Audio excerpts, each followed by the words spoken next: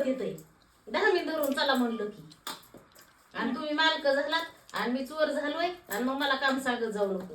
मला काम सांगत जाऊ नको. मी आज 7 वाजता जाऊन भेट जाऊन ते आटू सुईच बंद केले आणि तेच आले तर कलत पडत असे करीत त्यांना तिथून पुढं कवा शिक मी 9ला आणि 8ला लावू तिकडं बोर बंद करायला.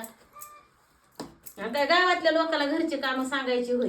मग आता ती जाळी कशी लावणार आहे? आता जाळी मी काल इथं माशी धराय पोरग चाललं होतं ते आपलं कोटेवरलं त्याला विचारलं ते नाही म्हणलं. गावातल्या एका त्या भाभीला फोन केला त्यांच्या पोरायला बोलविलं ते नाही. कोटेवरल्या एका बाईला फोन केला कुणीच म्हणे नाही येतो म्हणून. धरू लागाय तर एकाला दुसरं पाहिजे ना. आणि ते म्हणते बिंदास माझ मला सांगू नको. गावातल्या लोकांना सांगायचं होय. म्हणलं कॅरी बॅग मध्ये दूध आणून खाते तय आणि ती एवढी मोठी जाळी आणि ती उकलायची दोडायची. त्याला एखादं का व्हायना माणूस लागतच ना हाताखाली धरायला. ते अजिबात नाही धरीत नाही काही नाही. ती म्हैस बी आणली होती म्हणलं कॅरी बॅग मध्ये दूध आणते तय खाते तय दुधावर जीवन आहे.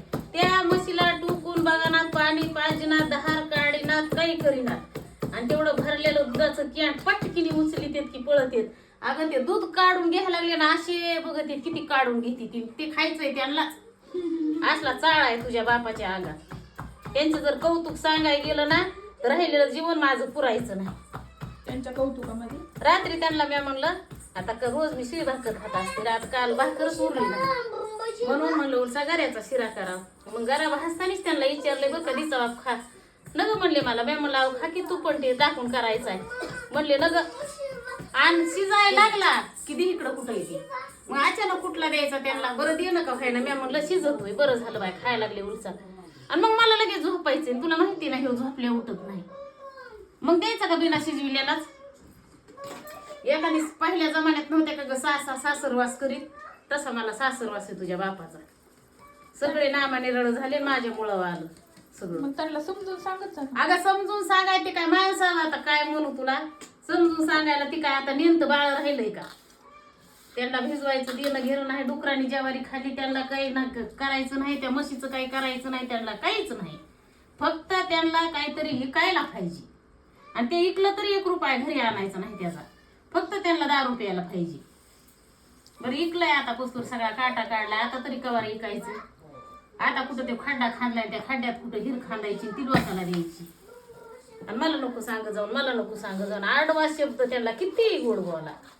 काय त्यांना ऐकायचं असलं ते नाही ऐकून दिलं की तितका दात धरत येते माझ्यावर. काय ग बाय काय बुम बुम होय शिपा म्हणजे सगळ्या गाड्या होय पोत्यात भरून पत्रावर ठेवल्यात. पप्पा कोण तिकडं खुरवा हारू नाही का हारूचे तिथं पडके पत्रे नाहीत का त्याच्यावर ठेवल्यात आहे. आणि चला आता जेवायचंय कशाला ती खाली काढतो पसारा. सगळ्या पसारा उलटून जातोय त्या ह्याच्यामध्ये. आता भाकरी कालवून ते करायचंय आणि तवा ते हे करायचंय दारे धरायचे. घरामागं दाऱ्याकडे गेलं की 2 करडं दारात येतं शिळी पळतच वाटतंय कुत्रे येते का काय. आणि ते ज्वारीने काय दिसत नाही. काल काय भिजविली 2-4 दिवस जाईन. आता सण आलाय काय घ्यायचं करायचं ते तर माझं लांबच राहिलं. मरणाची पिढी झाली तर त्या ज्वारीमुळे गव्हामध्ये ते बाहेर काढायचंय. काय नाही त्यांना देणं नाही घेणं नाही काही नाही काही नाही. त्यांची सोय लागली बाजूला काय बघा बोम बोम तिथं लकन देतात तेवढं काढू. त्या शिळीच्या त्या पडक्या खुरवाड्या पोत बांधून ठुलेवरी वारा आता जेवायचंय. अयो माझ्या बाबाला आज काय भाजी केली. काय केली भाजी? आज सगळ्या आपल्या रानातल्या भाज्या केल्या. थोडशा 2-4 भेंड्या आलत्या तेवढ्या ताज्या भेंड्या गवसाल्या. भेंडी केली तुला भेंडी आपल्या रानातली तेवढ्याच गवसाले होते तेवढेच केले. आपल्या कांद्याची पात पुन्हा उलशी तिथं आंबाडीची भाजी ती आंबाडीची भाजी केली. कांद्याची पात केली. सगळ्या आपल्या रानातल्या भाज्या येतात. ते लसूण लावलाय मला लसूण खुरपायचा आहे. तो बना नाही मला लसूण खुरपायला.